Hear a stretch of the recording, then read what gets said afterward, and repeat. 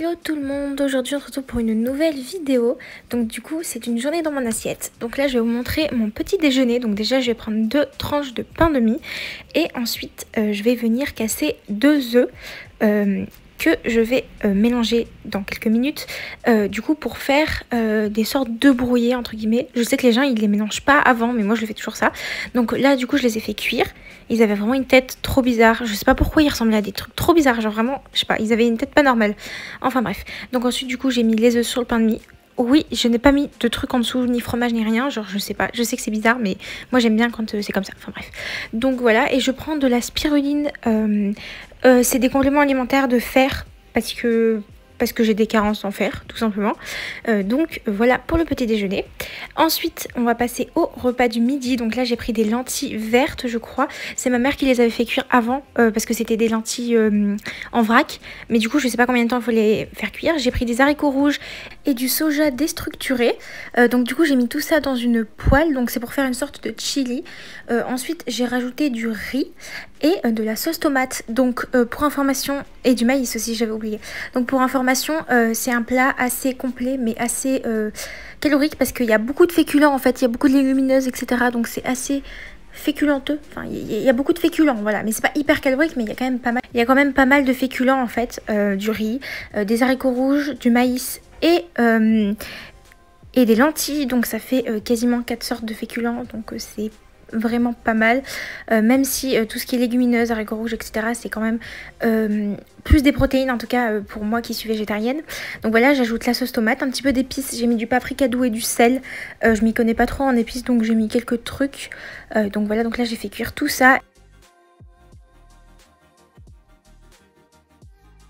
Donc en fait ce plat est vraiment beaucoup protéiné, donc c'est bien pour quand on est végétarien pour avoir sa dose de protéines.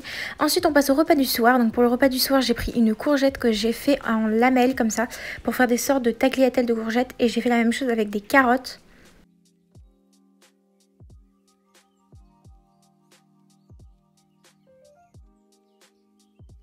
Et par contre pour les courgettes j'ai gardé la peau parce que moi je préfère, enfin ça me dérange pas trop, donc je la laisse, je crois qu'il y a des vitamines dedans.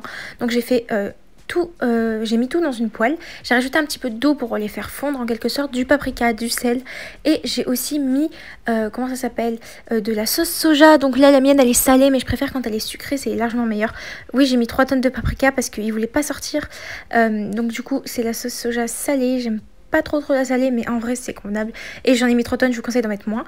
Ensuite j'ai pris une galette céréales lentilles et curry, en fait c'est un truc végétarien, donc du coup j'en ai pris, j'ai mis un petit peu de sauce soja et je l'ai écrasé une fois qu'il était cuit pour pouvoir le mélanger à mon sorte de ramen. En fait j'ai fait ça avec des spaghettis, donc du coup je pense pas que je peux dire que c'est des ramen. En fait c'est des sortes de pâtes, une sorte de soupe en quelque sorte en fait.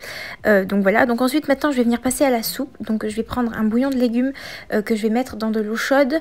Donc en fait là je vais faire dans cette eau en fait les pâtes, donc les spaghettis, puisque je n'avais plus de nouilles de riz, mais d'habitude c'est avec des nouilles de riz pour que ça fasse des vrais ramen. Ensuite j'ai fait cuire des œufs pour faire des œufs mollets, donc je les ai fait cuire 6 minutes, et s'il y en a autant c'est parce que on est 5, donc 2 œufs chacun, mais si vous êtes tout seul prenez que 2 œufs. Moi j'en ai pris qu'un parce que j'avais un truc végétarien avec, donc c'était pas très important, et du coup 6 minutes comme j'ai montré grâce au minuteur.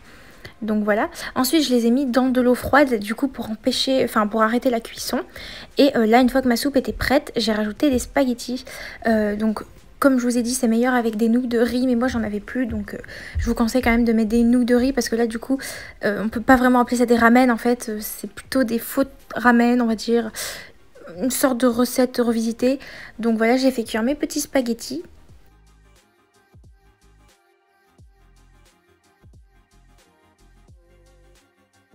Et ensuite j'ai tout mélangé, donc ça a donné un truc comme ça en fait, c'est hyper bon. Donc moi j'ai cassé l'œuf en fait, je l'ai sorti de sa coquille, je l'ai cassé dedans, et c'était vraiment super méga bon. Je vous conseille vraiment ce plat, c'est hyper complet et hyper bourratif, genre vous mangez un bol et c'est fini quoi, vous avez plus faim.